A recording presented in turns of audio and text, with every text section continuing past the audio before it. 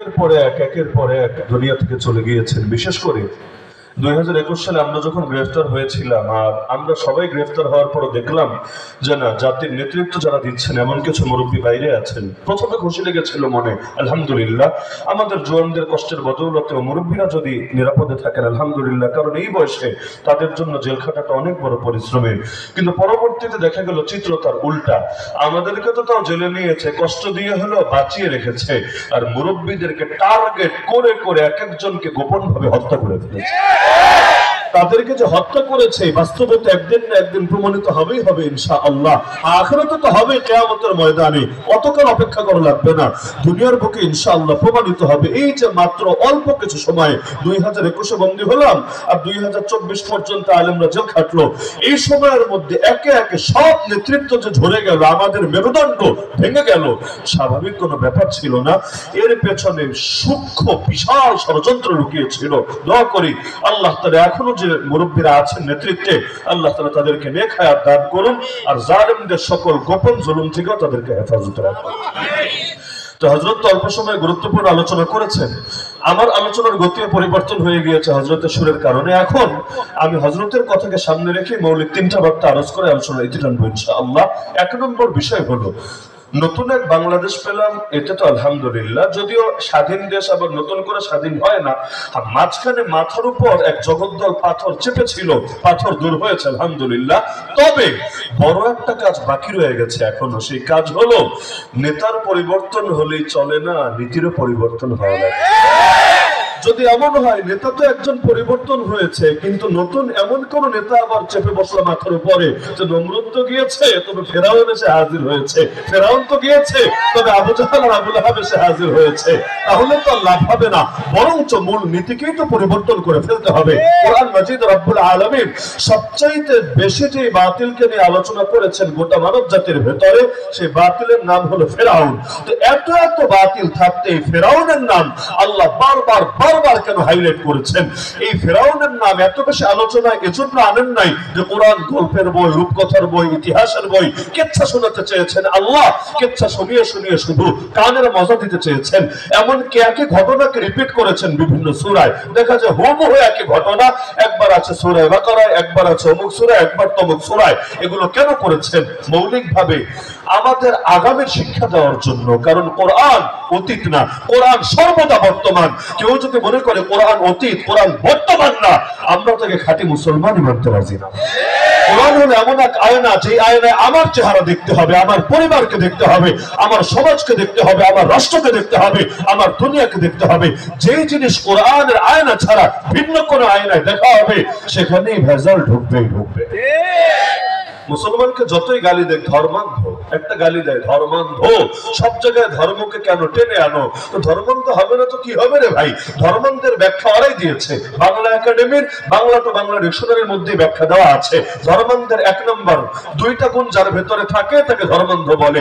এক নম্বর গুণ হলো যে নিজের ধর্মকে অন্ধের মতো মানে, অন্ধের মতো বিশ্বাস করে, তাকে ধর্মান্ধ বলে। দুই নম্বর গুণ পরধর্মে যে বিদ্বেষ রাখে তাকে ধর্মান্ধ বলে। তাহলে দুটো একবার হিসাব করি। এক নম্বর নিজের ধর্মকে যে অন্ধের মতো মানে, তাকে যদি ধর্মান্ধ বলে, আল্লাহর কসম আমরা সবাই আমাদের ধর্মকে অন্ধের মতো মানি। যারা বলবে ধর্মকে অন্ধের মতো মানি না, তাদেরকে কোরআনের প্রথম পৃষ্ঠাটাই খুলে দেখান, আলিফ লাম মিম, কি বুঝলি বল? তুই তো চক্ষুষ্মান, তুই তো অন্ধ না, তুই তো সব বুঝে বুঝেই মানিস, না বুঝে কিচ্ছু মানিস না। কি বুঝলি? হয়তো বলবি, না হলে মুখে দাঁত একটা অস্ত থাকবে না। একদিকে দাবি করবে মুসলমান, আর একদিকে বলবি যেটা বুঝি না সেটা মানে না। তো তাকদীরের কি বুঝো রে ভাই? কতটুকু বুঝো? আলিফ লাম মিম ইয়াসিন হামিম তাহা, এরকম আয়াত বহুত আছে কোরআনে, কি বুঝো? কতটুকু তুমি করো? এমনকি আলী রাদিয়াল্লাহু আনহু যুক্তি আছে, ইসলাম যদি এখানে যুক্তি দিয়ে চলতো, চামড়ার মোজার নিচে মাসে করাটাই যুক্তির দাবি ছিল। অথচ আমি নবীজিকে দেখেছি তিনি চামড়ার মোজার উপরে মাসে করেছেন, নিচে না। ওমর রাদিয়াল্লাহু আনহু হাজরে আসওয়াদ কালো পাথরে চুমু খেয়ে বলেছেন, আল্লাহ আল্লাহর কসম করে বলি, তুমি জাস্ট একটা পাথর, তুমি কারো ক্ষতিও করতে পারো না, উপকারও করতে পারো না। নবীজিকে যদি না দেখতাম তোমার গায়ে চুমু খেয়েছেন, আমি জীবনেও তোমার গায়ে চুমু খেতাম না। যুক্তিতেই মুক্তি না, বরং ভক্তিতে মুক্তি। আরে যুক্তিতেই যদি মুক্তি থাকতো, ইবলিস মুক্তি পেল না কেন? ইবলিসকে যুক্তি দেয় নাই আল্লাহর সামনে? তার যুক্তি কি একেবারে ফেলে দেওয়ার মতো না? সেও তো যুক্তি দিয়েছে, এমনকি তার যুক্তির জবাবে আল্লাহ ভিন্ন কোন যুক্তি এনেও তাকে খণ্ডন করে নাই। সে যুক্তি দিয়েছে, খালাকতানি মিন নার ওয়া খালাকতাহু মিন তিন, আমাকে সৃষ্টি করলা আগুন দিয়ে, তাকে সৃষ্টি করলা মাটি দিয়ে। আগুন তো উপরে থাকে, মাটি তো নিচে থাকে, আগুন ঊর্ধ্বমুখী, মাটি সমান্তরাল। কথায় কম হোক বেশি হোক, যুক্তি তো আছে। আল্লাহ কোনো জবাবে না গিয়ে প্রথমেই বললেন, উখরুজ মিনহা, বের হয় এখান থেকে, ফাইন্নাকা রাজিম, তুই চিরবিতাড়িত। আল্লাহ তাআলার প্রশ্নে, দ্বীনের মৌলিক বিষয়ের প্রশ্নে কোনো যুক্তি চলে না। নবীর পরে নবী নাই, সংসদে আইন চাই, এখনো এসে যুক্তি দিয়ে বোঝাতে হয়। স্বাধীনতার 53 বছর হয়ে গেল, এত কাল ধরে স্বাধীন বাংলা নিয়ে কত গর্ব করা হলো, কিন্তু এখন আন্দোলন করা লাগে, স্লোগান দেওয়া লাগে, নবীর পরে নবী নাই, সংসদে আইন চাই, কাফের কাফের, কাদিয়ানীরা কাফের। নবীর পরে নবী নাই, এই আইন চাইতে হবে কেন? কোন দুঃখে চাইতে হবে? একটা মুসলমানের দেশ যেখানে অধিকাংশ মানুষ মুসলমান, সেখানে নবীর পরে নবী নাই, এটাকে চাওয়ার বিষয় নাকি? আরে নবীর পরে নবী নাই এটা বোঝার জন্য বড় হুজুর হওয়া লাগে, বড় মাওলানা হওয়া লাগে, বড় পিএইচডি হোল্ডার হওয়া লাগে? কিচ্ছু না। আরে যে লা ইলাহা ইল্লাল্লাহ মুহাম্মাদুর রাসূলুল্লাহ পড়েছে, সেই তো জানার কথা নবীর পরে নবী নাই। তারপরও দাবি জানাতে হচ্ছে। কার কাছে দাবি জানাই? যদি হিন্দুর কাছে দাবি জানাতাম, খ্রিস্টানের কাছে জানাতাম, বৌদ্ধের কাছে জানাতাম, তাও নয়তো যুক্তি ছিল। ওরা মূর্খ, জানে না আমাদের ধর্ম সম্পর্কে।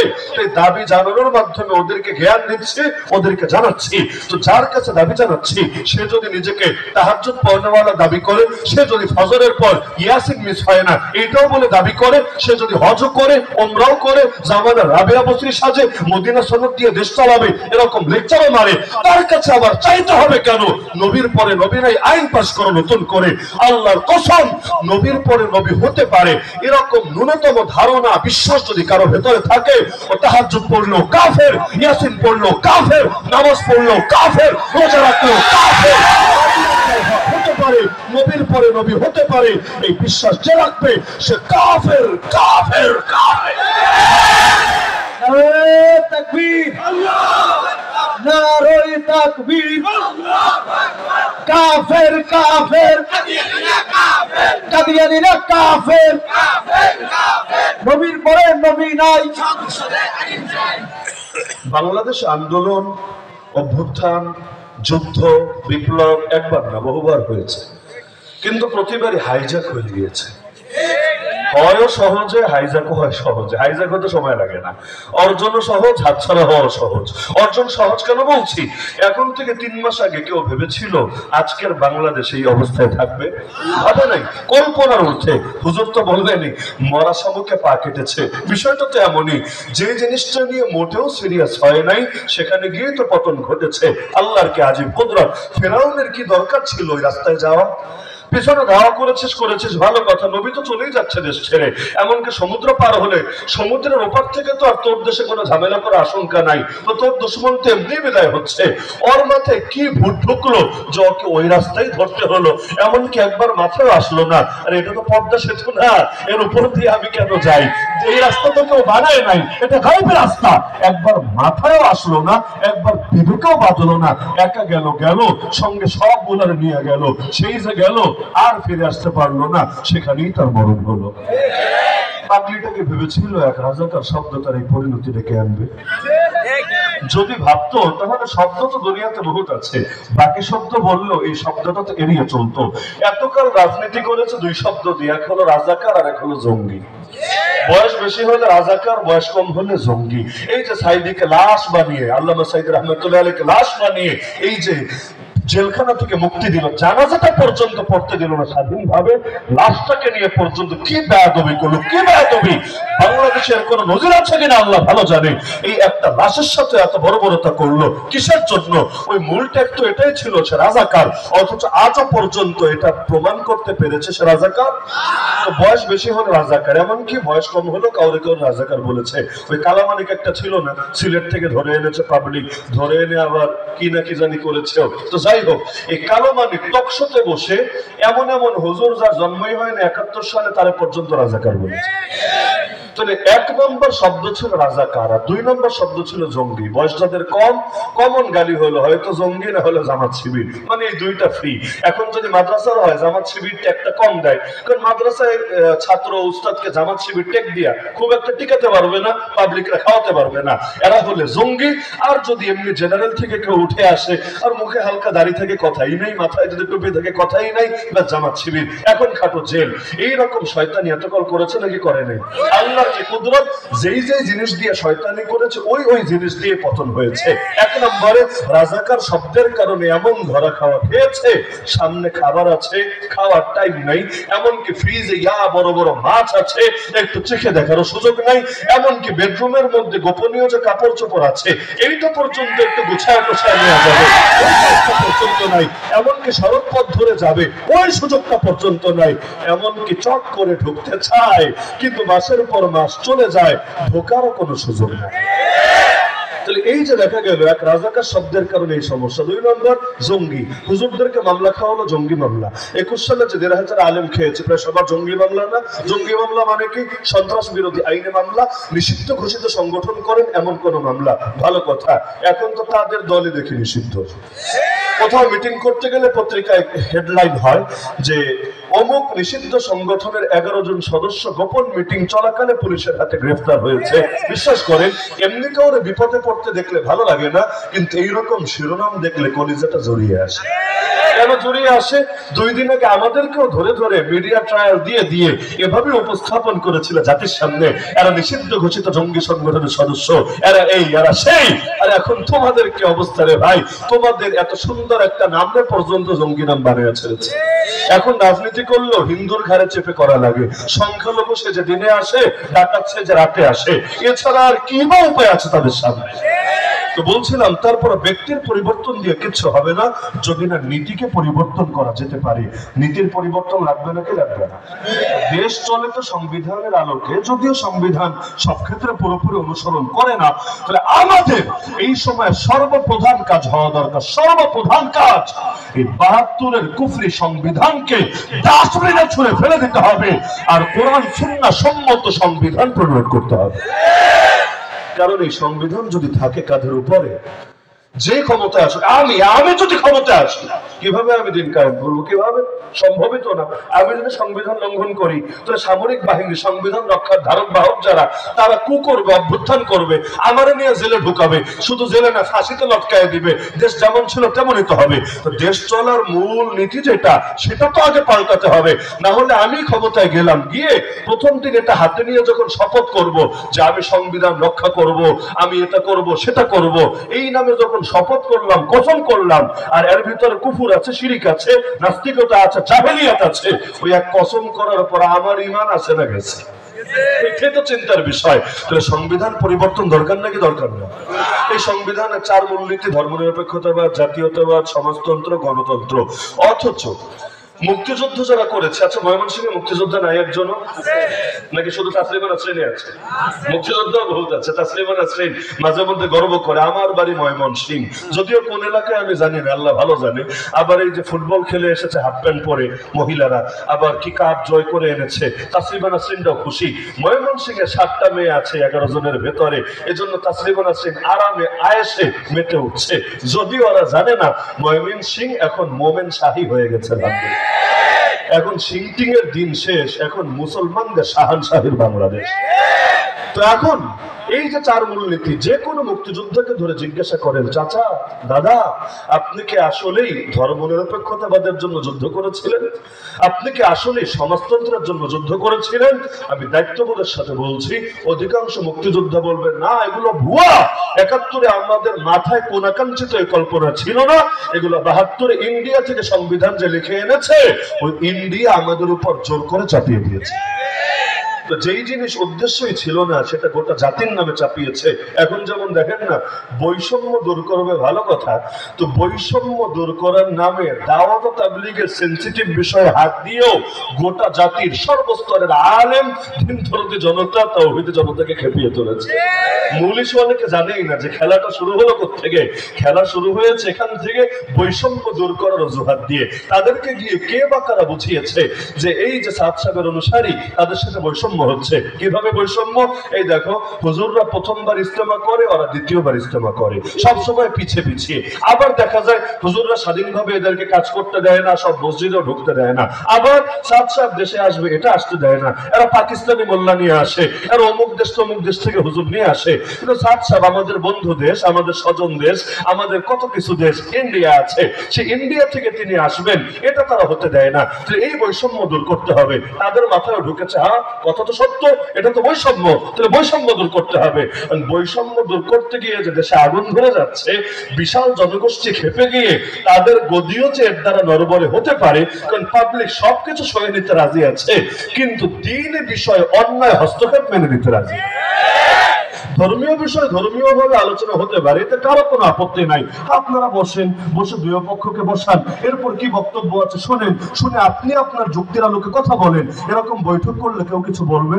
আর একটু আন্দোলনের ডাক দিবে, ডেইলি একবার বৈঠক করুক, তাও সববার আলেম ওলামারা গিয়ে ঠিকই হাজির হবে। এর কারণে কেউ তাদেরকে ঠ্যাঙ্গানিও দেবে না, আন্দোলনের ডাকও দেবে না, সোহরাওয়ার্দী ময়দানে লাখ লাখ লোক আনতেও বলবে না। যারা তাবলীগ করে না তারা বুঝতেই পারছে না আসলে ইস্যুটা কি, হঠাৎ করে কি হলো হুজুরদের, সবাই মিলে লাগলো কেন। এখন যে করে না তারা বুঝাবেন কিভাবে? যে করে সে আসলে বোঝে যেটা আলোচনার দ্বারা সমাধান হওয়ার জিনিস, সেটা যখন জোর করে সংখ্যাগরিষ্ঠের উপর সংখ্যালঘুকে চাপিয়ে দেওয়ার চেষ্টা করা হবে, ফলাফল তখন এমনই হবে। বাংলাদেশে আওয়ামী লীগ যে চিপায় পড়েছে সবচেয়ে বড় কারণ কি জানেন? কারণ হলো নাস্তিক নামক কিছু ভূত ওদের মাথার উপর চেপে বসেছে। ওরা এই গুটি কয়েক নাস্তিককে আপন ভেবে হাজার হাজার লাখ লাখ কোটি কোটি আলেম ওলামা তাওহীদ জনতাকে দুশমন বানিয়ে ফেলেছে। এই যে শাপলা চত্বরে রক্ত ঝরিয়েছে কার স্বার্থে? এই যে বিভিন্ন সময় এই যে ১,৫০০ আলেমরে নিয়ে বন্দী করলো কার স্বার্থে? এমনকি যখন ড্যাডি অফ দ্য নেশন, ওই যার মূর্তি দিয়ে বাংলাদেশ ভরে রেখেছে, ওই ড্যাডির বিরোধিতা করেছিল, ড্যাডির বিরোধিতা তো না, মানে ড্যাডির মুখা আর ছবি আর মূর্তির বিরোধিতা করেছিল, ওই সময় কোনো হুজুরকে গ্রেফতার করে নাই। তাহলে নরেন্দ্র মোদীকে নিয়ে যখন আন্দোলনে নেমেছে, বাংলাদেশের একজন পরিচিত মুখ বাইরে থাকতে পারে নাই। কেউ তো জেলে ঢুকেছে, যারা জেলে ঢোকে নাই এরাও 2 মাস 3 মাস 6 মাস লুকিয়ে আত্মগোপনে থেকেছে, পুরো দেশটা খালি হয়ে গিয়েছে। একটাবার চিন্তা করেন, বঙ্গবন্ধুর ভাস্কর্য নিয়ে কথা হচ্ছে, তখনও পর্যন্ত অত খ্যাপা খেচ্ছে না, খালি নরেন্দ্র মোদীর নিয়ে একটা আন্দোলন হয়েছে, তো নরেন্দ্র মোদীর একটা চুলও ছেড়ে নাই। ও যেমনি দেশে এসেছে ওই রকম শান্তিতে দেশ থেকে ফিরে গেছে, কিন্তু বন্ধুর কলিজায় কষ্ট লেগেছে, এতে এমন খেপা খেপেছে গোটা আলেম জাতির পঙ্গু বানিয়ে ছেড়েছে। আবার গর্ব করে বলে ইন্ডিয়া কেমন কিছু দিয়েছি চিরকাল মনে রাখবে। কি যে দিয়েছে আল্লাহ ভালো জানে। আমি ওই দলের অনেককেও জিজ্ঞাসা করেছি, আপনারা জানেন নেত্রী আসলে কি দিয়েছে? এমন কোন জিনিস, তার নাম বলে নাই, গোপন রেখেছে। এমন গোপন কি জিনিস দিয়েছে নেত্রী যেটা চিরকাল, 1-2 বছরও না, চিরকাল মনে রাখবে। এই বয়সে এমন জিনিস দেওয়া তো একটা বিশাল ভাগ্যের ব্যাপার। তো কি দিয়েছে এই জিনিসটা বলেন? কেউ জানে না, আমিও আসলে আজও পর্যন্ত জানি না জিনিসটা কি দিয়েছে। তবে এইটা নিশ্চিত, মিথ্যা তো আর বলবে না, কিছু একটা তো দিয়েছে। কারণ নিজেই বক্তব্যে বলেছে 2001 সালে ওদেরকে গ্যাস দেই নাই, তাই আমার ক্ষমতায় আনে নাই, আর এখন এমন কিছু দিয়েছে চিরকাল মনে রাখবে। দুইটা মিলালে তো ভিন্ন একটা রেজাল্ট বের হয়। তার মানে এই দেশে আসলে যারা ক্ষমতায় আসে পাবলিকের ভোট নিয়ে ক্ষমতায় আসে না, আড়ালে আড়ালে আবদালে আবদালে ওরাই মনে হয় বারবার আনার ধান্দা করে। তো বহুত কিছুই তো চলে আন্ডার টেবিল, সেটা ভিন্ন বিষয়। তো তাবলীগের মধ্যে দেখা যাচ্ছে সংখ্যালঘুকে যদি চাপিয়ে দেওয়া হয় সংখ্যাগুরুর উপর, এই যেমন নাস্তিকদেরকে চাপিয়ে দেওয়ার চেষ্টা করা হয়েছে আমাদের কাঁধের উপর। বাংলাদেশে কয়টা নাস্তিক আছে? কয়টা? এক মুক্তাগাছার এক একটা মাহফিলে যে পরিমাণ লোক থাকে, অনেক ক্ষেত্রে দেখবেন পুরো বাংলাদেশ খুঁজলে এত নাস্তিক পাবেন না। কিন্তু ওই ট্রান্সজেন্ডার বা শরীফ থেকে শরীফা হবে, এগুলো কি আপনাদের চাওয়া আর নাস্তিকদের চাওয়া? মানুষ বান্দরের নাতিপতি, আদম আলী ইসলামের নাতিপতি না, আমরা বান্দরের নাতিপতি। এগুলো কি আমাদের চাওয়া না ওদের চাওয়া? আমরা তো ওদের দিকে আপত্তি করি না যে জাফর ইকবাল তুই যদি বলিস তুই বান্দরের নাতি, মাশাআল্লাহ মারহাবা, কোনো আপত্তি নাই। দীপমণি আর নফল যদি বলে ওরা হনুমানের নাতি আর পুতি, বিশ্বাস করেন আমাদের কোনো আপত্তি নাই, আমরা এতে মোটেও অখুশি না। ওরা ওদেরটা বলুক, কিন্তু ওরা বান্দর হয়েছে হয়েছে, আমাদেরকে বান্দর বানাতে আসে কোন দুঃখে? গুটি কয়েকেরটা সবার উপর চাপাতে গেলে তো এটাই হবে। এই যে ইসকন দেখা গেল লালদিঘি ময়দানে বিশাল সমাবেশ করেছে, দেখেন নাই? চট্টগ্রামে সমাবেশ করে এমন ডায়লগ, আমাদেরকে যারা উৎখাত করার চেষ্টা করছে বাংলাদেশ থেকে, তারা যেন মনে রাখে আমাদেরকে উৎখাত করলে দেশ আফগানিস্তান হবে, সিরিয়া হবে। ওদের প্রধান বক্তা ওই র্যাপিস্ট, যে নিয়মিত বলাৎকার করে ধরাও খেয়েছে, মন্দির থেকে বহিষ্কার হয়েছে, নফেলের আশপাশে ঘুরঘুর করতো, ওই ব্রহ্মচারী সে নিজে দাবি করেছে যে বাংলাদেশ আফগানিস্তান হবে আর সিরিয়া হবে যদি ওদেরকে উৎখাত করার চেষ্টা করে। কে চেয়েছে ওদেরকে উৎখাত করতে? ময়মনসিংহের লোকেরা চেয়েছে, সিলেটের লোকেরা চেয়েছে, বিএনপি চেয়েছে, জামাত চেয়েছে, ইসলামী আন্দোলন চেয়েছে, হেফাজত চেয়েছে, কওমিরা চেয়েছে, আলিয়ারা চেয়েছে, কেউ তো চায় নাই। চাইবে কেন? নবীর মদিনায় কি ইহুদি ছিল না? নাকি সব মুসলমান ছিল? তো ইসলামের রাষ্ট্র যদি হয় সেখান থেকেও তো ঘাড় ধাক্কা দিয়ে মুসলিমদেরকে বের করার নীতি নাই, বরং আমরা তো এমন আখলাক দেখাই তাদেরকে, আমাদের আখলাক দেখেই তারা বলতে বাধ্য হয় ইসলামের মতো মহান ধর্ম পৃথিবীতে দ্বিতীয়টা নাই। আমরা তো এই আদর্শে বিশ্বাসী, সেখানে বলে আমরা ওকে উৎখাত করতে চাই, আবার দেশ আফগানিস্তান হবে, সিরিয়া হবে। এটার মানে কি? রিমান্ডে পর্যন্ত আমরা ধরেছে। আপনাদের মাহফিলে যে স্লোগান হয় বাংলা হবে আফগান, আমরা হবো তালেবান, এই স্লোগানের মানেটা কি আর এটা কেন দেওয়া হয়? এই প্রশ্ন রিমান্ডে পর্যন্ত করেছে। আর এখন তারা প্রকাশ্যে হুমকি দেয় বাংলাদেশ আফগানিস্তান হবে, সিরিয়া হবে। তো গুটি কয়েক মানুষ যদি তাদের আদর্শ চাপাতে চায় সবার উপর, দেশে তো গন্ডগোল লাগবেই লাগবে। গোবিন্দ প্রামাণিক পর্যন্ত হিন্দুদের এত বড় নেতা হয়ে সেও স্বীকার করতে বাধ্য হয়েছে এই যে হেফাজত, এই যে ইসলামী আন্দোলন, এই যে জামাত ইসলামী, এই যে কওমি মাদ্রাসার হুজুররা আমাদের মন্দির পর্যন্ত পাহারা দিয়েছে, তাই নাই? সে গর্বের সাথে বলছে তারা আমাদেরকে এভাবে রক্ষা করার চেষ্টা করলো। এখন আমরা যদি তাদের বিরুদ্ধে প্রপাগান্ডা ছড়াই, আগামীতে রক্ষা তো করবেই না, উল্টা রাখালের গল্পের মতো হবে। ওই যে বাঘ বাঘ করে বারবার এলাকার লোকরা জড়ো করে, পরে যখন বাঘ আসে তখন আর কেউ আসে না, কেউ তার ডাকে সাড়া দেয় না। অবস্থা কেমন হবে? মিথ্যা যদি চালায় জাতির নামে, আসলে যখন বিপদে পড়বো তারা তো দাঁড়াবেই না আমাদের পাশে। তারা বলবে এরা ভারতের দালাল, ওরা বুঝুক ভারতের সাথে, ওদেরকে নিয়ে আমাদের কোনো চিন্তা নাই। এই ভারত আমাদেরকে সংখ্যালঘু নিয়ে দরদ দেখায়, দেখো বাংলাদেশে সংখ্যালঘু নির্যাতন হচ্ছে, বাংলাদেশে এই হয়েছে সেই হয়েছে, 2 দিন পর পর বলে না? আরে যার নিজের দেশে সংখ্যালঘু মুসলমানরা নিরাপদ না, আজও পর্যন্ত কাশ্মীর রক্ত ঝরে, আসামের মধ্যে শত শত মসজিদ মাদ্রাসাকে বুলডোজার দিয়ে মাটির সাথে বসিয়ে দিয়েছে, বাবরি মসজিদ ভেঙে রাম মন্দির বানিয়েছে, এখন জ্ঞান বাপি মসজিদকে দখল করে রেখেছে, ওটাকেও ভেঙে নতুন করে মন্দির করতে চায়। আরে ভারতের মধ্যে দেখা যায় আসিফা নামে ছোট্ট একটা মেয়ে ছিল কাশ্মীরে, মাত্র 6টা বছর বয়স, এই 6 বছরের মেয়েকে পর্যন্ত ধরে মন্দিরের মধ্যে দিনের পর দিন আটকে রেখে গণধর্ষণ করেছে। এত ছোট বাচ্চারা আবার ধর্ষণ করবে কিভাবে? এজন্য ব্লেড দিয়ে লজ্জাস্থান চিরে নিয়েছে, এরপর দিনের পর দিন ধর্ষণ করে খাবার তো দেয় নাই। অবশেষে যখন বুঝেছে আর বাঁচবে না, এর আগেই পাথর নিয়ে আঘাত করে করে করে মাথাটাকে পর্যন্ত থেতলে দিয়েছে, তারপর লাশ গুম করেছে। হ্যাঁ বলতে পারেন হুজুর এটা 2-4 জন 5 জন 10 জনে করেছে, সবার আদর্শ না, কিন্তু মনকে কিভাবে সান্ত্বনা দেব যখন পত্র পত্রিকায় এটা লেখা হয়?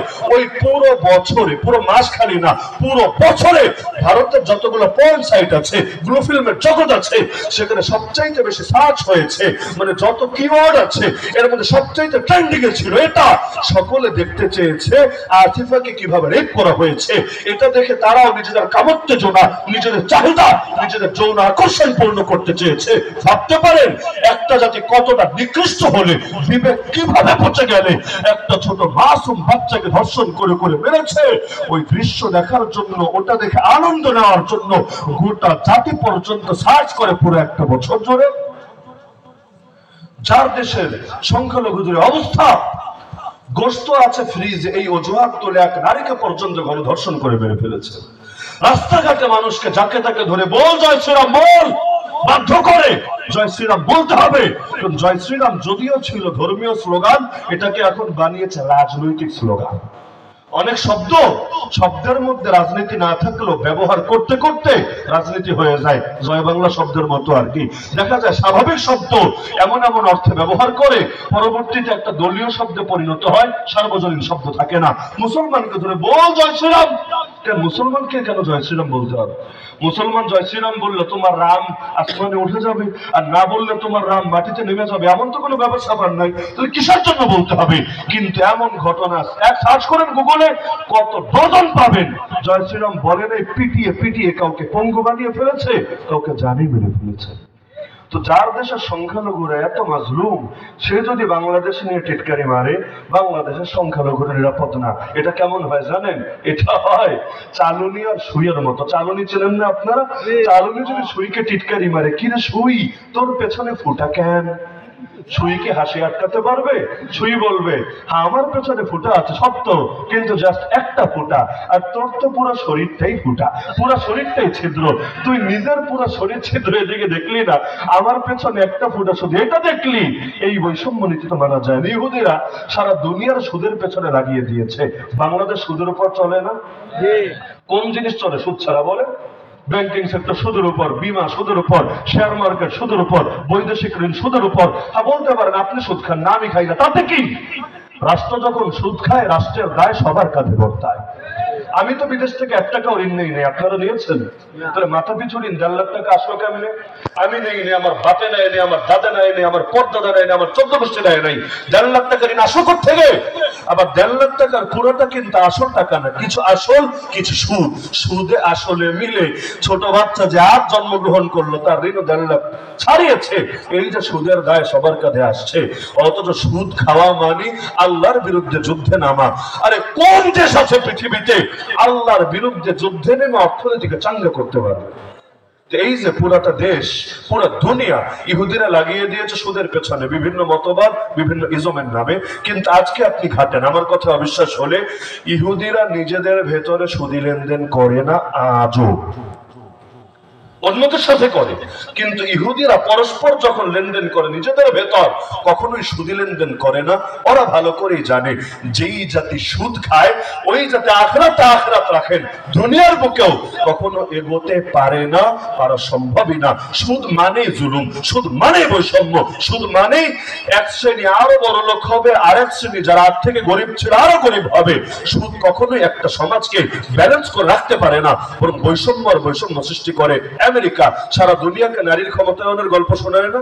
এমনকি ঢাকায় পর্যন্ত এখন মানবাধিকার কমিশনের, জাতিসংঘের মানবাধিকার কমিশনের অফিস খুলতে চায়, কার্যালয় খুলতে চায়। কত ভালো কথা, শুনলে তো ভালোই লাগে। যারা মানবাধিকার অফিস খুললে আমরা মনে হয় সবাই অধিকার পাবো। যদিও যারা জানার তারা জানে ওদের মানবাধিকার মানে কি, মানব প্লাস অধিকার, দুইটা মিলে তো মানবাধিকার। ওদের দৃষ্টিতে আমরা তো মানবই না, আমাদের অধিকার আসবে কোথা থেকে?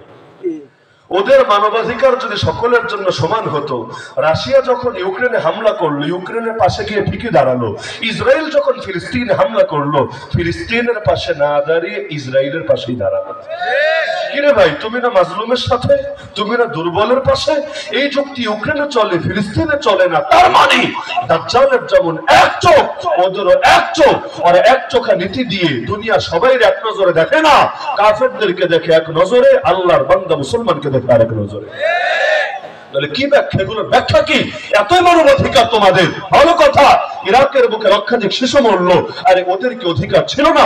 আফগানিস্তান 19টা বছর পর্যন্ত ওয়ার এগেইনস্ট টেররের নামে এই যে রক্তপাত ঘটালা, হাজার হাজার মা বোনকে ধর্ষণ করলা, শত শত মসজিদ মাদ্রাসা বিরান করলা, এলাকার পর এলাকা বোম্বিং করে তছনছ করলা, তাদের কি অধিকার ছিল না? ইয়ামান সিরিয়ার মানুষদেরকে অধিকার নাই, মালি সোমালিয়ার লোকদের অধিকার নাই, আরাকানের রোহিঙ্গাদের অধিকার নাই, জিনজিয়াংয়ের মুসলমানদের অধিকার নাই, কাশ্মীরের মুসলমানদের অধিকার নাই। এগুলো সমাধান কেউ চায় না।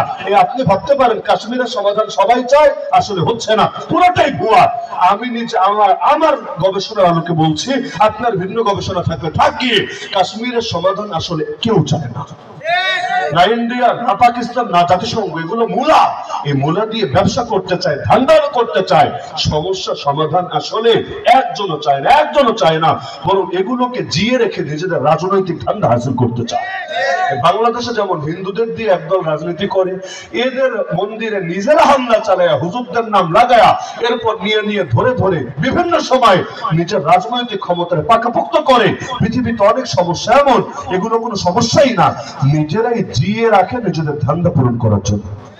আমেরিকা খুব ভালো কথা, মানবাধিকার নিয়ে কাজ করবে, যদিও ওরা কাজ করে মূলত ট্রান্সজেন্ডারের অধিকার নিয়ে, ওরা কাজ করে নাস্তিকদের অধিকার নিয়ে, সুশীলদের অধিকার নিয়ে, বাকি সবাইদের নিয়ে, আমাদের নিয়ে না। এমনকি 1 বছর কাশিমপুরে থাকলাম তো দেখতাম মানবাধিকার সংস্থার লোকেরা আসতো মাঝে মধ্যে, এসে খুনি কেমন আছে শুনতো, ডাকাত কেমন আছে শুনতো, ধর্ষক কেমন আছে শুনতো, জেলখানার মান কি কি উন্নত করা যায় পরামর্শ নিত। আর যেখানে সব হুজুরের একসঙ্গে ভরে রেখেছে, জেলের ভেতর জেল, তার নাম সেল, ছোট্ট ছোট্ট কন্ডেম সেলের ভেতর 24 ঘন্টা লক আপ করে রেখেছে, ধারে কাছেও আসতো না। কারণ আমাদের ছায়াও যদি ওদের গায়ে লাগে, ওদের গা অপবিত্র হয়ে যাবে, কলঙ্কযুক্ত হয়ে যাবে। এজন্য আমরা খেয়ে আছি নাকি না খেয়ে আছি, বেঁচে আছি নাকি মরে গেছি, এগুলো দেখারও কোনো সময় নাই। এই যে 21 সালে যারা গ্রেফতার হলো, এর মধ্যে নারায়ণগঞ্জের এক প্রসিদ্ধ আলেম আছে মাওলানা ইকবাল, মুফতি ইকবাল, জেলখানা থেকে লাশ হয়ে বের হলো। এত জুলুম করেছে, আর চিকিৎসাও দেয়নি, ওষুধও দেয়নি, আজও পর্যন্ত তাকে নিয়ে কোনো আলোচনাও নাই। অথচ আল্লাহর বান্দারা যে কোরবানি দিয়েছে, তাদের নামগুলো স্বর্ণের অক্ষরে লিখে রাখা দরকার ছিল। তোরা সবাই এক নজরে দেখে না। আমেরিকা বাংলাদেশকে নারীর ক্ষমতায়নের গল্প শোনায় না? খুব শোনায়, খুব শোনায়, ভালো কথা। যেমন গর্ব করে বলতো, দেখো বাংলাদেশের প্রধানমন্ত্রীও নারী, বিরোধী দলীয় নেত্রীও নারী, সংসদের স্পিকারও নারী, খালি জাতীয় মসজিদের খতিবপট্টা বাকি। এটা তো নারীরা দিলে হুজুররা ঝামেলা করবে না, এলে এটাও দিয়ে দিত, বলতে 100% নারীর ক্ষমতায়ন হয়ে গিয়েছে। ভালো কথা, বুঝলাম, খুব ক্ষমতায়ন হয়েছে। এমনকি নারীরা হাফ প্যান্ট পরে ফুটবল খেললে কত গর্ব।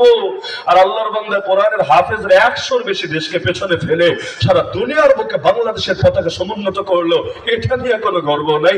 এদের নামটা পর্যন্ত মুখে আনে না। এর দোকান তার হাতে পুরস্কার তুলে দিয়েছে, এখনো 2-3 দিন আগের ঘটনা। এর দোকান তার হাতে পুরস্কার তুলে দিয়েছে, তার ইগোতে লাগে নাই। আর বাংলাদেশের কোন ঘোড়া টিম হয়ে গিয়েছে, এরা দেখতে পর্যন্ত যায় না, সংবর্ধনা পর্যন্ত দেয় না। কি আজীব এক দেশ, আজীব সমাজ। কারণ হাফেজ নিয়ে চিন্তা করার সময় কোথায়, তারা তো হাফ প্যান্ট পরা ফুটবলার নিয়ে ব্যস্ত। তো এখন সারা দুনিয়ার নারীর ক্ষমতায়নের গল্প শোনালে ভালো কথা। আমেরিকার গণতন্ত্রের বয়স 200 বছর, 46তম প্রেসিডেন্ট এখন ক্ষমতায় আছে জো বাইডেন। এই 2-3 দিন পর যে নির্বাচন, এতে যে আসবে, ও হবে 47তম প্রেসিডেন্ট। 46 জন প্রেসিডেন্টের মধ্যে একটা মাত্র নারীর নাম জানা থাকলে আমাকে বলো। 200 বছর, বাংলাদেশের বয়স হতে পারে 200 বছর, 46 জন প্রেসিডেন্ট, জানো তো কথা না।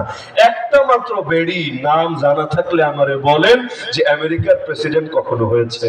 বলতে পারেন হুজুর কোন সিন্ডিকেট আছে মনে হয়, ওরা নারীর ক্ষমতায়নকে বাধাগ্রস্ত করেছে, সিন্ডিকেট সরালে আবার ঠিক হবে না। এই কথা বাংলাদেশে চলতে পারে, আমেরিকা চলবে না। আমরা তাহাজ্জুদের টাইমে ভোট করি, আমেরিকার লোকেরা তো তাহাজ্জুদের টাইমে ভোট করে না। আমাদের নীতি আলাদা, ওদের নীতি আলাদা। আমাদের নীতি হলো শুভ কাজে দেরি করতে নাই। ছোটবেলায় আমরা শুনেছি শুভ কাজে দেরি করতে নাই। তো ভোট আর নির্বাচন তো একটা শুভ কাজ। কি দরকার 10টা, 1টা, 3টা পর্যন্ত রোদের মধ্যে অপেক্ষা করা? এর চাইতে শেষ রাতে তো আল্লাহ দুনিয়ার নিকটবর্তী আসমানে চলে আসেন। ওই সময় যদি কামটা সারতে পারে আর আল্লাহর কাছ থেকে দোয়া করে কবুল করে নিতে পারে, আর কি লাগে?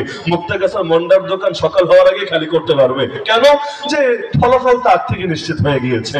এই শুভ কাজ আমরা আগে করতে পারি, ওরা তো আর আগে করে না, ওরাই তো ভোট দেয়। তো নারীরা ভোট দিলা না কেন? নারীরা ক্ষমতায় আনলা না কেন? সারা দুনিয়ারে মুলা দেখাইলা, নিজেরা মুলা খাইলা না, তার মানে ডাল মে কুছ কালা হ্যায়। আপনি বোঝেন বা না বোঝেন, ওরা বোঝে। টায়ার উপরেই থাকে, টিউব ভেতরেই থাকে। টিউব যদি উপরে আসে, টায়ার যদি ভেতরে ঢোকে, ওই গাড়ি আর চলা লাগবে না, ওই গাড়ি রাস্তায় পড়ে থাকবে। নবীর হাদিস, সহিহ বুখারীর হাদিস, সহিহ বুখারীর হাদিস, জাল হাদিস নাকি জয়ীফ হাদিস নাকি?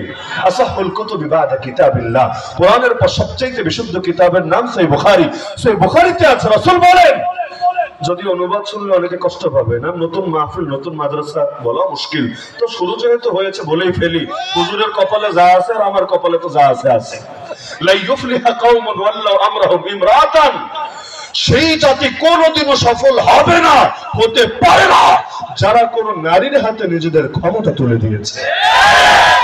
আল্লাহ রাসূল বলে দিয়েছেন নারীর হাতে ক্ষমতা তুলে দিলে ওই জাতি কামিয়াব হবে না।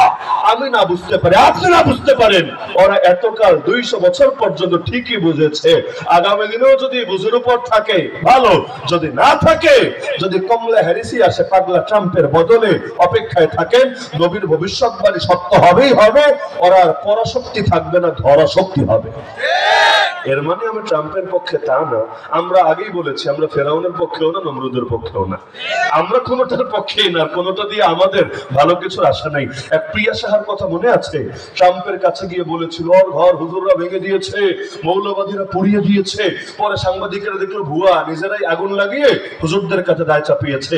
এইবার এখনো ক্ষমতায় আসে নাই পাগলা। এর আগে বলতে শুরু করেছে বাংলাদেশে আর হিন্দুরা নিরাপদ না, সংখ্যালঘুরা নিরাপদ না। ক্ষমতায় আসার আগেই মোদির সুরে সুর মিলিয়ে কথা বলতে শুরু করেছে। ক্ষমতায় আসলে কি করতে পারে আল্লাহ ভালো জানে, কিন্তু যাই করুক না কেন আমরা তো আছে আমাদের নীতির উপর। আমরা ইন্ডিয়ারও ঠেঙ্গানি দিতে জানি, আমেরিকারও দৌড়ানি দিতে জানি। ব্রিটিশ 190 বছর পর্যন্ত চেপেছিল কাঁধে, পরে পারলো না কেন, ভাগলি কেন, কোন দুঃখে? ওরাও বুঝেছে ভালো করে এই জাতিকে দমায় রাখা যায় না। দুদিন আগে বা দুদিন পরে কেউ না কেউ জাগবে। একদল ফেল মারলে আর একদল দাঁড়াবে, বুড়ারা না পারলে বাচ্চারা এসে গদি উল্টায় দিবে। সংবিধান পরিবর্তন করতে রাজি আছেন তো ইনশাআল্লাহ? কিভাবে করবেন? যদিও সংবিধান এমন হওয়া উচিত যে যেটা দেশের অধিকাংশ লোক বোঝে। কোরআন আপনারা সবাই বোঝেন না, এই যে আমরা যখন কোরআনের তাফসীর গুলো করি, কোরআনের ব্যাখ্যাগুলো তুলে ধরি, এটা বুঝতে কোনো সমস্যা হয়? আমার সামনে যারা আছেন, কেউ আছেন অনেক শিক্ষিত, কেউ আছে নিজের নামটাও লিখতে পারে না। সবাইকে আমার বয়ান বুঝতে পারছেন না? একটা দেশের সংবিধান হবে এমন যেটা দেশের অধিকাংশ মানুষ বুঝবে। তো আমাদের উপরে এমন সংবিধান চাপায় রাখে অধিকাংশ মানুষ দূরের কথা অল্প সংখ্যক মাথায় ধরে না। ওই বড় বড় গবেষকরাই বলে এর একটা ব্যাখ্যা এমন হতে পারে, আরেকটা ব্যাখ্যা এমন হতে পারে, আরেকটা ব্যাখ্যা ওই রকম হতে পারে। এক সরকার সেই ব্যাখ্যা চাপায়, আরেক সরকার গিয়ে আরেক ব্যাখ্যা চাপায়। আমরা এখান থেকে যে বার্তাটা আমি দিতে চাচ্ছি, দুই কাজের এক কাজ করেন। সর্বোত্তম কাজ আমাদের তো এটাই যে দেশ তো চলবে সংবিধানের আলোকে, সংবিধান হবে কোরআন সুন্নাহর আলোকে। কিন্তু এই দাবি যতই করি না কেন, এটা বাস্তবায়ন করার মতো পরিবেশ এখনো আমরা গড়তে পারি নাই, এটাই সত্য কথা। আমরা সংখ্যায় অনেক বেশি, কিন্তু আমরা শক্তিতে অনেক কম। সংখ্যায় অনেক বেশি, শক্তিতে অনেক কম। মাহফিল করেন, সমাবেশ করেন লাখ লাখ লোক, আর ভোটের রাজনীতিতেই দেখা যায় হুজুরদের কি পরিমাণ লোক। কেন? কারণ দেখা যায় আমাদের কোন এক জায়গায় ঘাপলা আছে। আমি ঘাপলার দিকে যাবো না, আসলে কি কি ঘাপলা, এখনো অনেক ঘাপলা আছে, অনেক পথ বাকি আছে। গণ আন্দোলন, গণবিপ্লব এখনো গড়ে তুলতে পারি নাই। না হলে নবীজি মদিনার বুকে ইসলাম কায়েম করেছিলেন, অথচ মদিনার অধিকাংশ মানুষ তখন মুসলমানই হয় নাই। অধিকাংশ মুসলমান হয় নাই, তাও ইসলাম কায়েম করেছেন। আর আমাদের অধিকাংশ মুসলমান ইসলাম কায়েম দূরের কথা, আজ 2024-এর 3 নভেম্বর পতিতালয়ও বন্ধ করতে পারি। বাকি সব রাখেন, পতিতালয়ও বাংলাদেশ থেকে আমরা দূর করতে পারি নাই। দুঃখের কথা। এই দাবিটা আমাদের করা উচিত, আগেরটা হোক বা না হোক। ইসলামের সাথে সাংঘর্ষিক হয়, ইসলামের সাথে মিলবে এটা বাদই দিলাম, মানে ইসলাম সম্মত কোরআন হাদিসের আলোকে রচিত বাদই দিলাম। ইসলামের সঙ্গে সাংঘর্ষিক হয় এমন কোন সংবিধান আমরা মানতে পারবো না, এটাই সাফ কথা। সংবিধানের মধ্যে এই ধারা থাকা লাগবেই লাগবে, কোরআন সুন্নাহ বিরোধী কোন আইন চলবে না এই দেশে, এই কথা থাকা লাগবেই লাগবে। সংবিধানের অন্যতম মূলনীতি হবে আল্লাহর উপর বিশ্বাস এবং ভক্তি। আল্লাহর উপর বিশ্বাস, শ্রদ্ধা, আস্থা, ভক্তি বাদ দিয়ে যে সংবিধান রচিত হবে, ওই সংবিধান কখনোই আল্লাহর বান্দার হক আদায় করতে পারবে না। কারণ পৃথিবীর যত মতবাদ আছে একটাও আমাদের মুক্তি দিতে সক্ষম না, একমাত্র আল্লাহর দ্বীন আর ইসলাম ছাড়া। কেন? এটাই আল্লাহর অনুমোদিত, বাকি একটাও আল্লাহর অনুমোদিত না। তাহলে সংবিধানের ব্যাপারে এখন থেকে সোচ্চার হবেন তো? আরে হবেন তো ইনশাআল্লাহ। কেন? কারণ কবে নির্বাচন হবে না হবে আমিও জানি না, আপনারাও জানেন না, দরকার নাই। কিন্তু এখন যারা ক্ষমতায় আছে হয়তো খুব শীঘ্রই সংবিধানে হাত দিবে এমনটা বোঝা যাচ্ছে। চুপ করে সরানোর মতো রাস্তাও তৈরি করে ফেলেছে। স্পিকার ছিল না, একজনকে স্পিকারের প্রশাসনিক দায়িত্ব তুলে দিয়েছে। ইঙ্গিত ওদিকেই যাচ্ছে। মনে হয় একজনকে সাইড করে আরো একজন এখানে বসার চেষ্টায় আছে, সেটা যেই হোক না কেন। তো নতুন করে রাষ্ট্রপতি হওয়ার প্রয়োজন কি? প্রয়োজন তো এখানেই বড় কিছু করার হয়তো একটা টার্গেট আছে, হতে পারে সংবিধানে হাত দিবে দেখ। কিন্তু আল্লাহর কসম, ইন্ডিয়ার প্রভাবমুক্ত সংবিধানকে দূর করে আমেরিকার প্রভাবযুক্ত সংবিধান আমরা মেনে নিতে পারবো না। এটা কি শুধু আমার একার কথা? এটা কি আমার একার কথা? পাগলটা যদি ভাবে আমার একার কথা, আমাকে থামায় দিলেই কথা থেমে যাবে, বড় ভুল হবে, বড় ভুল হবে। এই কথা এই দেশের প্রতিটা আলেমের কথা, তালিবুল ইলমের কথা, তাওহীদি জনতার কথা, প্রতিটা মুমিনের মুসলিমের কথা আল্লাহ দ্বীনের সঙ্গে সাংঘর্ষিক হয়, মুসলমানের ইসলামের পথে বাধা হয়, এমন কোন সংবিধান চাল চলে গেল মেনে নিতে পারবো না। নারায়ে তাকবীর, নাস্তিকদের চামড়া, নাস্তিকদের আস্তানা, নারায়ে তাকবীর। তাহলে এখন থেকে এই ব্যাপারে সতর্ক থাকেন। যদি আমি শুরুতেই বলেছি আমার মূল আলোচনা এটা ছিল না, কিন্তু হুজুরের বয়ানের কারণে আলোচনার গতি পরিবর্তন হয়েছে এবং আমার মনে হয়েছে যে এই বার্তাটা দিয়ে যাওয়া উচিত, এটা কাজে লাগবে ইনশাআল্লাহ। যে যে দলই করেন ওটা আমার দেখার বিষয় না, আর দল করেন কি নির্দলীয় থাকেন ওইটাও দেখার বিষয় না, কিন্তু ইসলাম রক্ষায় সচেতন থাকেন, না হলে জাহেলিয়াত চেপে বসবে মাথার উপর। ওই ৭২ থেকে ২৪ পর্যন্ত যেমন ভোগান্তি পোহাতে হয়েছে, ২৪ যদি আরেক শয়তানি চাপে মাথার উপর, আরো কত যুগ ভোগান্তি পোহাতে হবে আল্লাহ ভালো জানে। জিরো থাকতেই ফিতনা দমন করা সহজ, বড় হয়ে গেলে ফিতনা দমন কঠিন। আগুন যখন লাগে ওই সময় নিভানোই সহজ, যখন সব দাউ দাউ করে জ্বলে তখন নিভানো বড় কঠিন। এক নম্বর কথা। ২ নম্বর কথা হলো, এই দেশের মধ্যে সামাজিক ভাবে প্রতিরোধ গড়ে তোলেন প্রতিটা অন্যায়ের বিরুদ্ধে। বিয়েতে গান বাজনা হয় না, আপনারা থাকতে হয় কিভাবে বলেন? বাংলাদেশে এমন গ্রামও আমি দেখেছি কোনো পুলিশি উদ্যোগ না, কিচ্ছু না, এলাকার ময়মুরব্বীরা মিলে উদ্যোগ নিয়েছে এই এলাকায় বিয়েতে কোনো গায়ে হলুদ অনুষ্ঠান, কোনো বক্স বাজানো এগুলো চলবে না। পাপ করলে তুই একা একা গোপনে কর, কিন্তু বক্স বাজায় তুই সবাইরে পাপে বাধ্য করবি, এই ফাইজলামি এলাকায় চলবে না। মুরব্বীর উদ্যোগ নিয়েছে, কোনো বাপের বেটা সাহস হয় না। কেন? কারণ একদিন বক্স বাজানোর জন্য কি এক ঘরে হবে নাকি? পুরো সমাজের বিরুদ্ধে যাবে নাকি? সম্ভবই না। সামাজিক ভাবে উদ্যোগ নিলে দেশে এখন নতুন করে আবার চাঁদাবাজি শুরু হলো কিভাবে? কে করছে কারা করছে আমি বলতে চাচ্ছি, ইঙ্গিত দিতে চাচ্ছি না। তো চাঁদাবাজ একদল গিয়ে আরেক দল নতুন করে চাঁদাবাজি শুরু করে নেই বিভিন্ন জায়গায়, নতুন করে এখনো ঘুষ আদান প্রদান হচ্ছে না দেশে।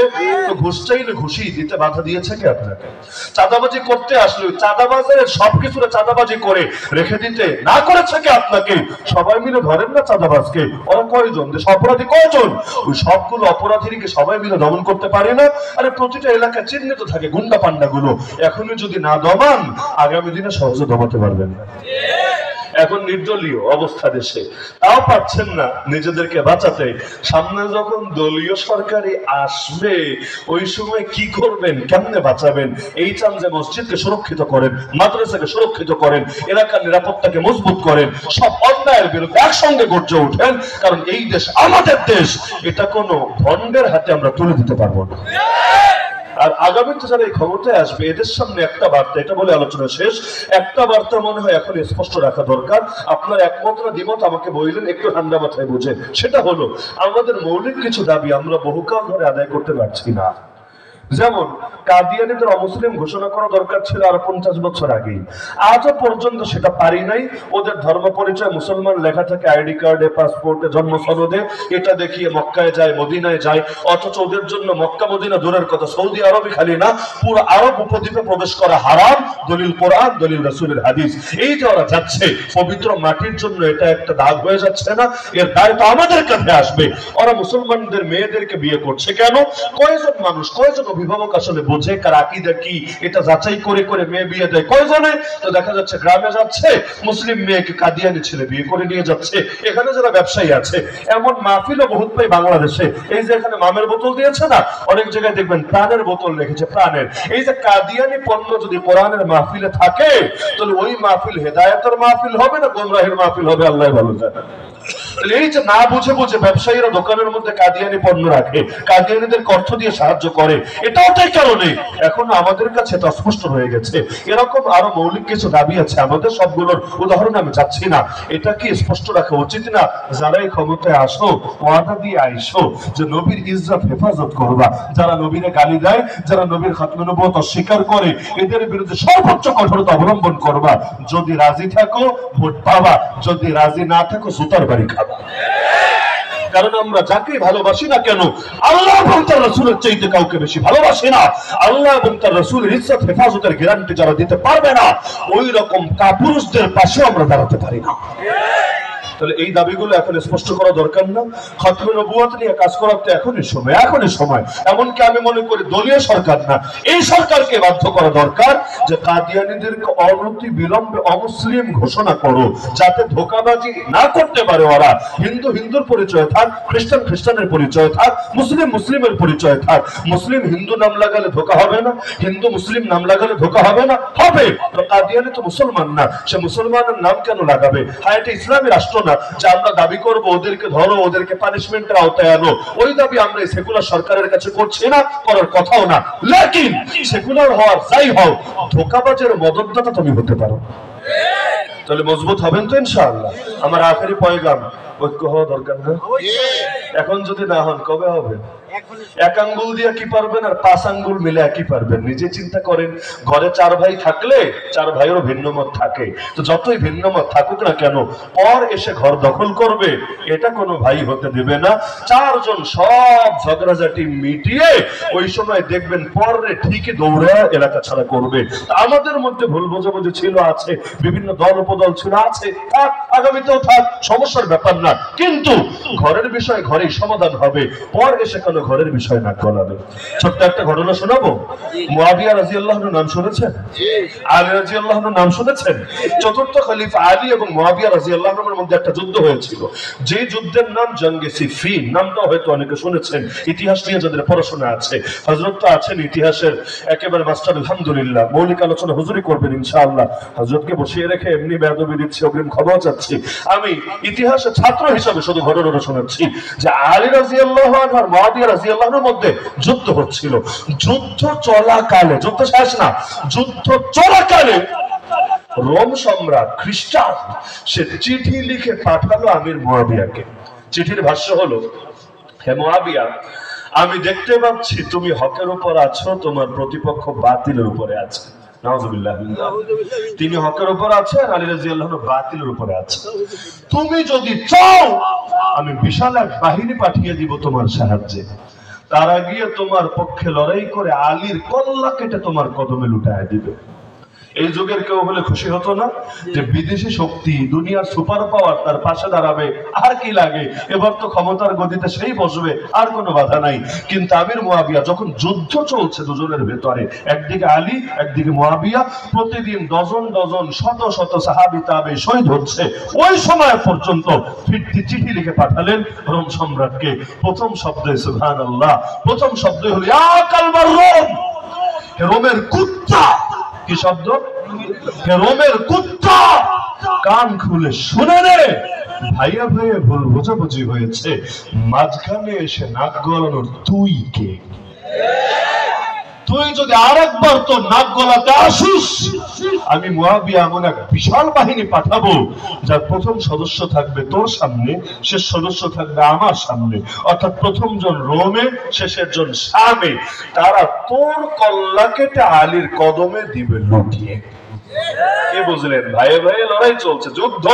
কখনো প্রতিপক্ষ অর্থাৎ বহিঃশত্রু যারা, ওদেরকে চান্স নিতে দিচ্ছে না। আমাদের মধ্যেও দলাদলি ছিল, আছে, থাক, প্রয়োজনে থাক। কারণ আমি জানি ইমাম মাহদী আসার আগে যতই চেষ্টা করেন দলাদলি খতম করতে পারবেন না। লেকিন তাই বলে বাতিলকে তো মাথার উপর সওয়ার হতে দিতে পারি না। যে যে দলের থাকে, যে যে মতের থাকে, হাইয়া আলাস সালাহ, হাইয়া আলাল ফালাহ শুনলে যেমন দলাদলি থাকে না, আরে হাইয়া আলাল জিহাদ, হাইয়া আলাল খিলাফা, হাইয়া আলা ইকামাতিদ দ্বীন যখন শুনবো, তখনও কোনো দলাদলি থাকবে না। কে কোন দল, কে কোন ধারা, কে কোন মত, তা দেখবো না। আরে গালি দিলে দেখ, আরে হামলা করলে করুক, মামলা করলে করুক, ছেলে বললে বলুক, সামনে চাই তা করো, কিন্তু আমরা ঐক্যবদ্ধ হয়ে ওদেরকে ডাক ভাঙা জবাব দিতে ভুল করবো না। প্রয়োজন লাশ হবো, প্রয়োজনে শহীদ হবো, প্রয়োজন আমাদের মায়ের চোখ থেকে পানি ছড়বে, আমাদের সন্তান এতিম হবে, আমাদের স্ত্রী বিধবা হবে, আরে আমাদের বুক থেকে রক্তের দরিয়া প্রবাহিত হবে। তাতে কি আল্লাহর কসম, আল্লাহর কসম, আল্লাহর কসম, জান থাকতে বাতিলের সামনে মাথা নত করতে পারবো না। এই একটা বার্তা মনে রাখবে। দলাদলি ছিল, আছে, থাক, বাতিলের বিরুদ্ধে সবাই এক। মনে থাকবে, দলাদলি ছিল, আছে, থাক, বাতিলের বিরুদ্ধে সবাই, বাতিলের বিরুদ্ধে সবাই। একটা বার্তা যদি ইন্ডিয়ার কলিজায় ঢুকাতে পারেন, আমেরিকার কানে ভালো করে বসাতে পারেন, আর ওদের দেশীয় দালালগুলোর মস্তকের মধ্যে সেট করে দিতে পারেন, ইনশাআল্লাহ আগামীর বাংলাদেশ ইসলামের বাংলাদেশ হবে। আল্লাহ আমাদের সবাইকে ইসলামের বাংলাদেশ, কোরআনের বাংলাদেশ, সোনালী বাংলাদেশ দেখে যাওয়ার তৌফিক দান করুন। আমিন। ওয়া আখিরু দাওয়ানা আলহামদুলিল্লাহি রাব্বিল আলামিন।